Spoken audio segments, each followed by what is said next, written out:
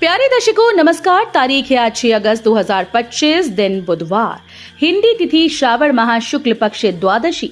आइए नजर डालते हैं हमारे प्यारे राज्य हिमाचल प्रदेश की तमाम बड़ी खबरों पर। वीडियो शुरू करने से पहले कमेंट बॉक्स में जय हिंद लिखकर हमें सपोर्ट करें। तो चलिए शुरू करते हैं। सरकारी जमीन पर अतिक्रमण को नियमित करने वाले कानून को हाईकोर्ट ने असंवैधानिक बताते हुए किया रद्द। हिमाचल प्रदेश में 5 बीघा भूमि नियमितीकरण वाली नीति पर प्रदेश हाईकोर्ट का महत्वपूर्ण फैसला आ गया है। प्रदेश हाईकोर्ट ने सरकारी जमीन पर अतिक्रमण को नियमित करने वाले कानून को 23 वर्षों के बाद मनमाना और असंवैधानिक घोषित करते हुए रद्द कर दिया। अदालत ने हिमाचल प्रदेश भू राजस्व अधिनियम की धारा 163A और उसके तहत बनाए गए सभी नियमों को तत्काल प्रभाव से रद्द कर दिया है। ये धारा प्रदेश सरकार को सरकारी जमीन पर अतिक्रमण को नियमित करने के लिए नियम बनाने का अधिकार देती थी।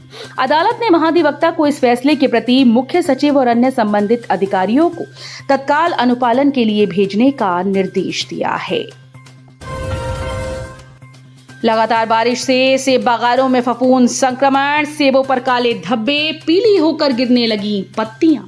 हिमाचल प्रदेश के सेब की पैदावार वाले क्षेत्रों में लगातार बारिश के कारण पेड़ों में फफूंद का संक्रमण तेजी से बढ़ता जा रहा है। इसके चलते सेबों पर काले धब्बे पड़ रहे हैं और पेड़ों की पत्तियां समय से पहले पीली होकर गिरने लगी हैं। यहाँ के मौसम में नमी का सापेक्ष स्तर 80% से ज्यादा होने से स्थिति और बिगड़ रही है। इस कारण से सेब के पेड़ों पर फफूंद जनित रोगों के तेजी से फैलने के लिए आदर्श परिस्थितियां बन रही हैं। कई बागों में फल जल्दी गिरने और अल्टरनेरिया और लीफ ब्लाइट नामक रोगों के प्रकोप ने बागवानों की चिंता बढ़ा दी है। ठियोग के एक सेब किसान पवन शर्मा ने कहा कि फफूंद संक्रमण के अलावा लगातार बारिश ने सेबों के आकार और गुणवत्ता पर भी असर डाला है। सीएम सुक्खू के हस्तक्षेप से थमा विवाद, बिजली बोर्ड की ज्वाइंट एक्शन कमेटी को वार्ता का बुलावा। बिजली बोर्ड कर्मचारी, इंजीनियर्स, पेंशनर्स और आउटसोर्स की ज्वाइंट एक्शन कमेटी और बोर्ड प्रबंधन के बीच पिछले कई दिनों से चला विवाद फिलहाल थम गया है। मुख्यमंत्री सुखविंदर सिंह सुक्खू के हस्तक्षेप के बाद बढ़ते विवाद को विराम लगा। मुख्यमंत्री ने 12 अगस्त को ज्वाइंट एक्शन कमेटी को वार्ता के लिए बुलाया। मुख्यमंत्री की ओर से वार्ता तिथि निर्धारित कर बैठक के लिए बुलाने के बाद ज्वाइंट एक्शन कमेटी की आपातकालीन बैठक आयोजित की गई, जिसमें 7 अगस्त को प्रस्तावित धरना प्रदर्शन को स्थगित करने का निर्णय लिया गया। बोर्ड परीक्षाओं में खराब रिजल्ट देने वाले इन शिक्षकों पर होगी कार्रवाई, नए नियम जारी। 10वीं और 12वीं की बोर्ड परीक्षाओं में खराब रिजल्ट देने के मामले में शिक्षा विभाग ने नए नियम जारी कर दिए हैं। इसके तहत अब ऐसे शिक्षकों पर ही कार्रवाई की जाएगी जिन्हें बोर्ड परीक्षा से 9 महीने पहले स्कूल में तैनाती मिली थी और उनका बोर्ड रिजल्ट खराब आया था। इन शिक्षकों की इंक्रीमेंट रोकी जाएगी। वहीं फाइनल परीक्षा के 2 या 3 माह पहले तैनात हुए शिक्षक जिनका बोर्ड रिजल्ट खराब आया, उन पर कोई कार्रवाई नहीं होगी।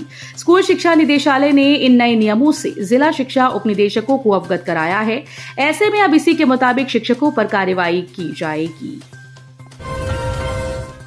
37 जरूरी दवाओं के खुदरा दाम तय। पैरासीटामोल, एमॉक्सिसिलिन, मेटफॉर्मिन जैसी आवश्यक दवाएं हुई सस्ती।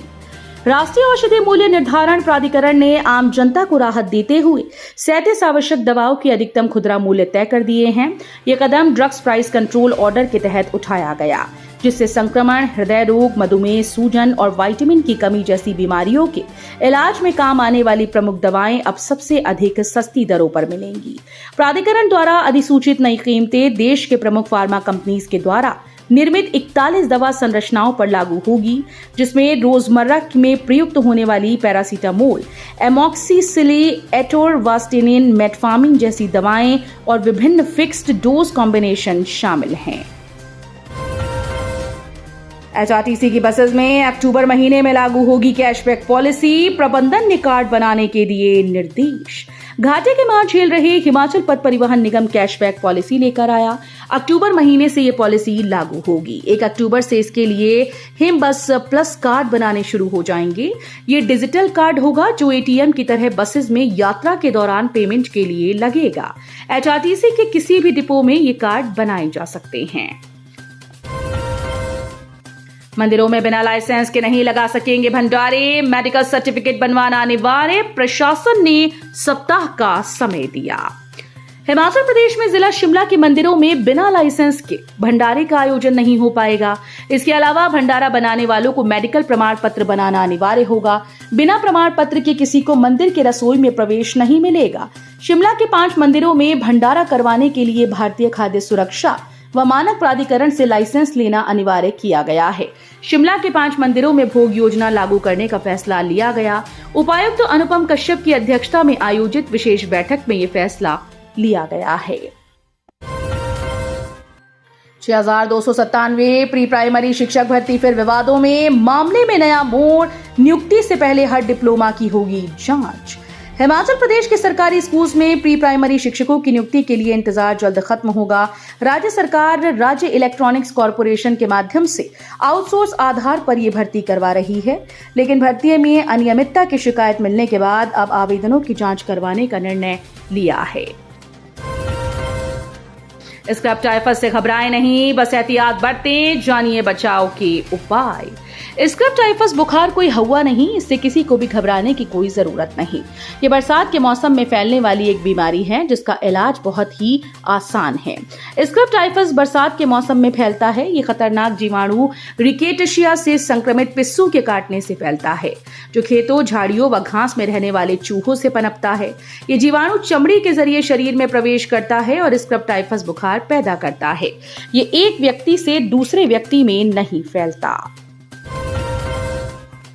शांता बोले, राहुल गांधी जल्द फोड़े सबूतों का एटम बम, कहीं ये बम उन्हीं को ना उड़ा दे।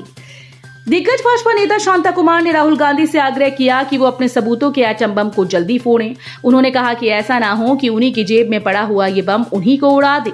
उन्होंने कहा कि ये देश का दुर्भाग्य है कि नेहरू के परिवार के वंशज और देश के प्रमुख विपक्षी नेता पता नहीं क्या क्या व्यर्थ की बातें बोलते जा रहे हैं। हिमाचल में सेक्स रैकेट पकड़ा। हिमाचल प्रदेश के औद्योगिक क्षेत्र नालागढ़ में पुलिस ने देह व्यापार का भांडाफोड़ किया। पुलिस ने नालागढ़ के सैनी माजरा स्थित होटल भूपेंद्रा से पंजाब, हरियाणा और यूपी की 7 लड़कियों को रेस्क्यू किया। पुलिस ने होटल के एक कर्मचारी के साथ होटल संचालक को भी गिरफ्तार किया। पुलिस ने यह कार्रवाई गुप्त सूचना के आधार पर की। विदेश भेजने के नाम पर 56 लाख की ठगी, मां बेटे ने 14 युवकों को बनाया शिकार। ऊना पुलिस थाना क्षेत्र के तहत कोटला कला में मां बेटे ने विदेश भेजने के नाम पर 14 युवकों के साथ 56 लाख रुपए की ठगी की। शातिरों ने युवकों को अजरबैजान में वर्क वीजा के स्थान पर टूरिस्ट वीजा देकर भेज दिया। विदेश पहुंचे युवाओं को असलियत पता चली तो अपने पैसों से टिकट करवाकर वापस ऊना पहुंचे। अजनोली निवासी एक युवक ने पुलिस के पास रपट दी, जिसके आधार पर पुलिस ने नामजद एक महिला व उसके बेटे के खिलाफ धारा 318(4) BNS के तहत मामला दर्ज किया। सड़क पर सैर करते समय दर्दनाक हादसा, शिलाई के 2 युवकों को रौंद गया अज्ञात वाहन, हुई मौत। करनाल में सड़क पर टहल रहे युवकों को अज्ञात वाहन ने टक्कर मार डाली। इस हादसे में उपमंडल शिलाई के 2 युवकों की मौत हुई। दोनों युवक करनाल के झझोली में होटल हवेली में काम करते थे। सड़क हादसे में एक युवक की मौके पर मौत हुई, जबकि दूसरे PGI ले जाते समय रास्ते में दम तोड़ गया। मृतकों की पहचान विवेक पुत्र गंगाराम निवासी चोइला बाली कोटी व नरेंद्र पुत्र सूरत सिंह निवासी ग्वाली के रूप में हुई। पुलिस ने पोस्टमार्टम के बाद शव परिजनों को सौंप दिया है। सड़क हादसे का शिकार बने युवकों की मौत से गांव में शोक की लहर है। बालीकोटी पंचायत की प्रधान रेखा चौहान ने बताया कि करनाल पुलिस मामले की जांच कर रही है। तो ये थी आज की फटाफट खबरें। हम मिलेंगे अगले बुलेटिन में, तब तक के लिए धन्यवाद। जय हिंद।